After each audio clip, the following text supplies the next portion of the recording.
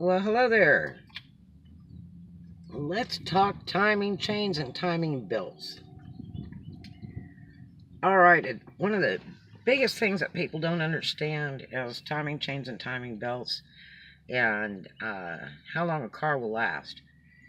Um, Manufacturers will generally suggest that you replace a timing chain or belt anywhere from 40K to about 90K miles on your car. It's really important because it really is the heart of your engine running, is that belt or chain. Um, uh, what they come in rubber that's reinforced, and they come in metal, usually hardened steel. Timing chains don't usually break. It's usually the guides go bad and they jump sprockets. And If you have an interference engine, it's really not a good thing. The What happens is when they lose time, even if they jump like one tooth or uh, they stretch or whatever, uh, and a car can be driven when it's jump time, amazingly enough.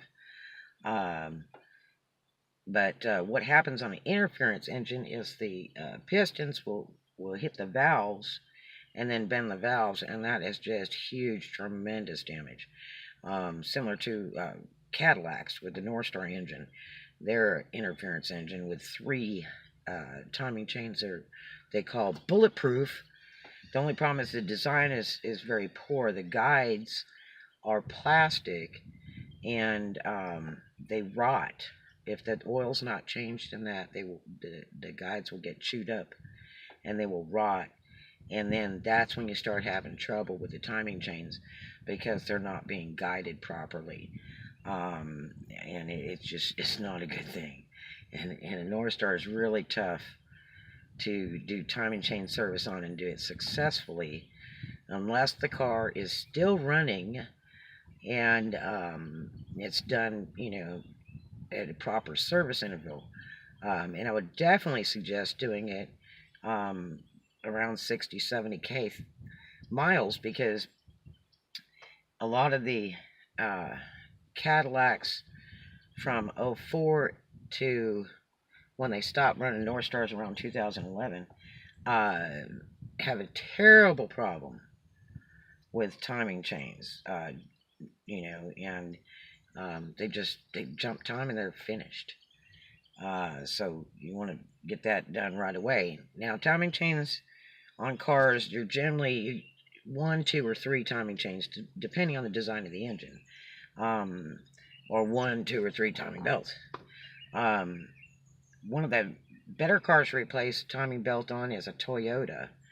Um, and generally, what you're looking at in replacement costs on doing timing chain or timing belt work is about $1,000 per chain or belt. Just figure that right off the top.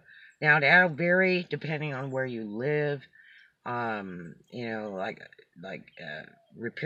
hourly repair book rates are really high, say in New Orleans, versus going to, Alabama, or Arkansas or something like that.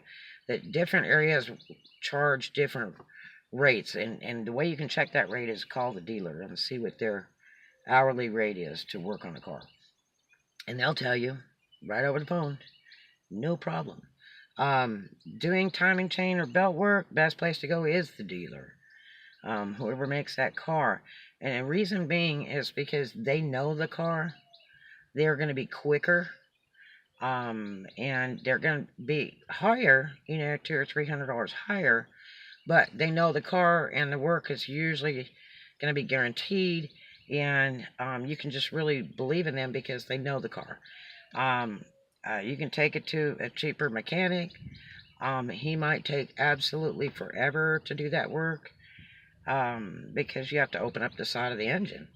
Um, and it takes time to do it and do it successfully. Um, but it's really, really important.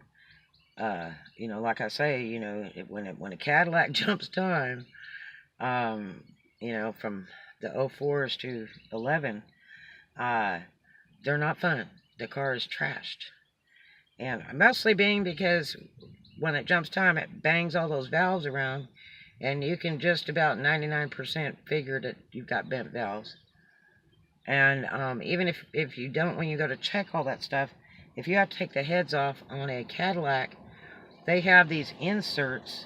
You buy insert kit and all that, and the inserts need to be put in, and they usually don't work right. They just aren't successful.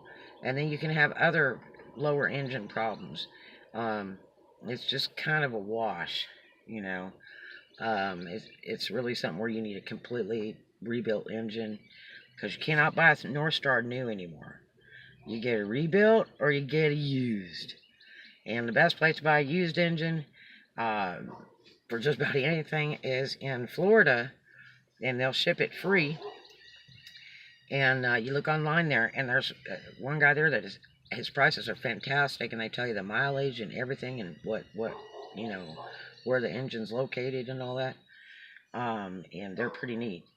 But timing chains and timing belts are very, very, very important. So make sure to service it, preferably before the manufacturer's listed time. It should be in your book. If you don't know, call the dealer, or look it up online for your make and model, and it'll tell you. Okay, so if it says, service timing chains at 70K miles, then you want to do it at 50 or 60 to make sure it doesn't jump time by then. Because after it jumps time, that can be very problematic. It's better to get it before. And you go another 100K miles after you put that new timing belt or chain in. That's another 100K miles on that car. Now that's bearing on you're taking care of the car. If you're really, really, really taking care of that car, making sure to get that oil change when it's dirty, and everything else. If you're maintaining that engine, you should get another 100K out of it after you do that timing belt or timing chain work. It's just most people don't have that kind of money. When you talk timing chain work on a North Star, you're talking 3 chains, service, and the kit is like $200. It's the time involved to do it, and it's preferable to pull the engine to do the work than to try to fight it inside that little space. And that's a big serious thing, because usually the North Star has to be pulled with the transmission at the same time. And so that's why people don't like to fool with it. But we got 3 chains, figure $1,000 a chain. So you're figuring nothing less than $3,000 to do that work. Whether it's being serviced before the jump or after it is actually jump time.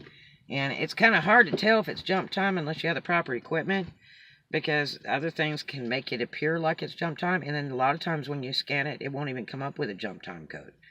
And I think it's the POO 41 or 4100 code that'll say jump time or something like that.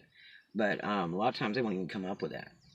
You just have to, do another scan with research on the heads themselves to see if the cylinders are firing and what they're firing at. And you can get a lot better idea to think, well, maybe it's not firing right. It appears to have jump time. But it's really important. Make sure to service those timing chains and belts before the manufacturer requires it. About at least 10,000 miles before. It will give you another 100K on that engine as long as you take care of it. It's well worth it, but yes, it is costly. You're looking at nothing less than $1,000 a chain or belt. And they have 1, 2, or 3, depending on the engine. And it's really important. It's mandatory. Otherwise, get rid of that car, go get something different, and let somebody else play with it. But, there's cars that go to million-mile marks, like your Toyotas or your Mercedes, things like that. But remember, when you get into something like a Mercedes or a Cadillac, a Beamer, Jaguars, all that, you're getting into cars that are very, very expensive to maintain. Their parts are very, very expensive.